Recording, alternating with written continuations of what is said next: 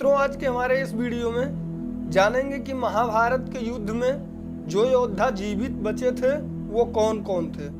तो दोस्तों आइए जानते हैं। मित्रों, कुरुक्षेत्र में लड़ा गया महाभारत का युद्ध दुनिया का प्रथम विश्व युद्ध था और इस युद्ध में संपूर्ण भारतवर्ष के राजाओं के अतिरिक्त बहुत से अन्य देशों के राजाओं ने भी भाग लिया था और मित्रों सबके सब वीर गति को प्राप्त हो गए। लाखों महिलाएं विधवा हो गईं।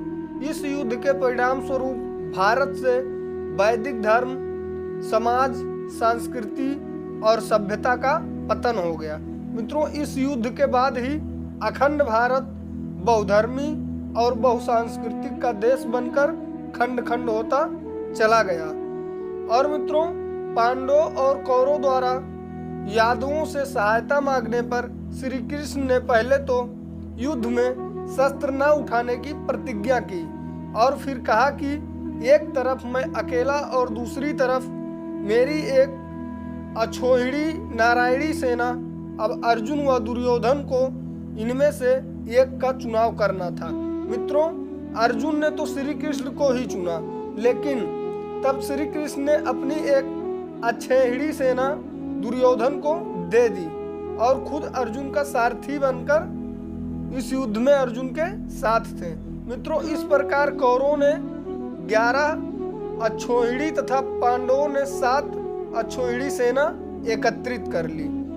और मित्रों, कौरवों की ओर से दुर्योधन व उसके 99 भाइयों सहित भीष्म पितामह, द्रोणाचार्य, कृपाचार्य, कर्ण, अश्वत्थामा, मंद्र नरेश, शल्य, उसके बाद भूरिश्राव, अलम्बुसा, कृतवर्मा, कलिंगराज, शकुनी, भगदत्त, जयद्रथ, बिंदु, अनुबिंद, कंबोजरज, सुदक्षिण और बृहद युद्ध में शामिल थे। मित्रों, ये सब कौरवों के तरफ थे।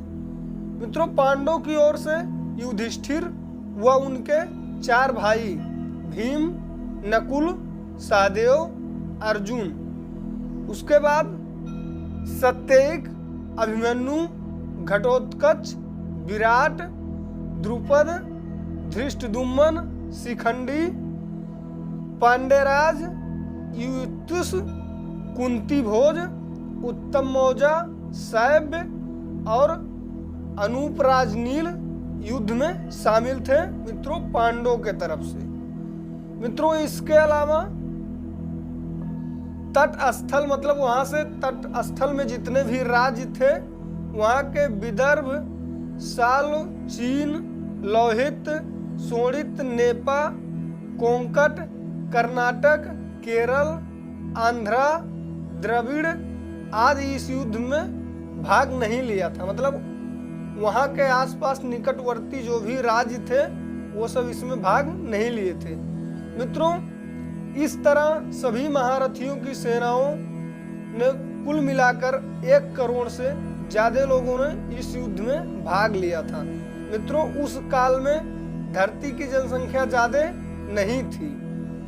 100 कौरवों और 5 पांडवों के बीच कुरु साम्राज्य के सिंहासन के प्राप्ति के लिए लड़े गए इस युद्ध में कौन कौन बच गए थे उनके बारे में बहुत कम लोग ही जानते हैं। तो मित्रों, क्या सभी 100 कौरव मारे गए थे या पांडवों की ओर से कौन युद्ध में बच गया था?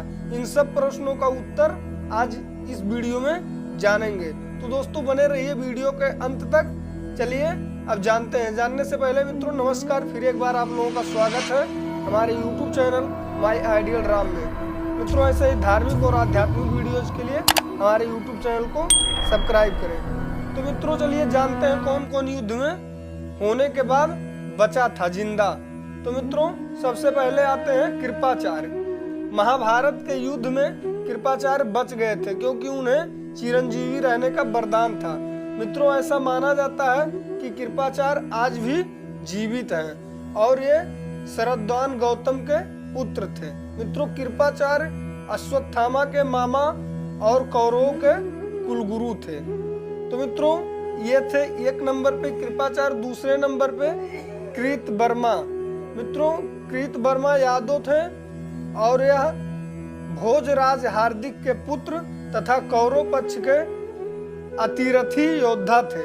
मथुरा पर आक्रमण के समय श्री कृष्ण ने कृतवर्मा को पूर्वी द्वार की रक्षा का भार सौंपा था।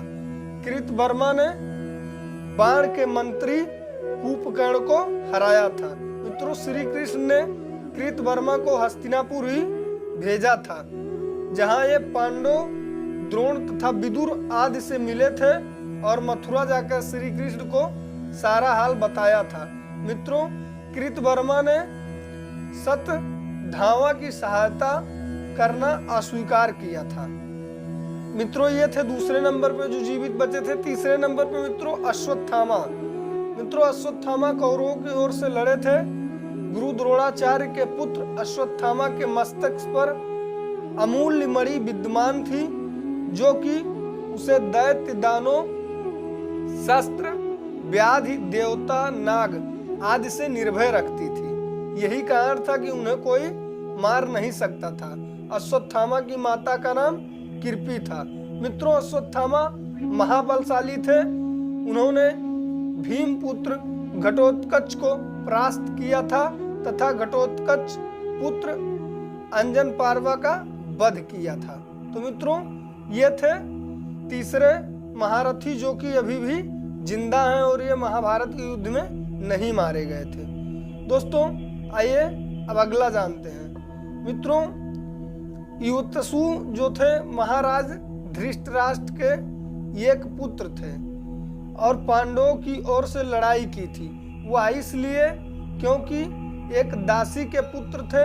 महाभारत महाकाव्य में युयुत्सु राजा धृतराष्ट्र के वैश्या से उत्पन्न पुत्र में थे, इसलिए उन्हें उचित सम्मान नहीं मिला था।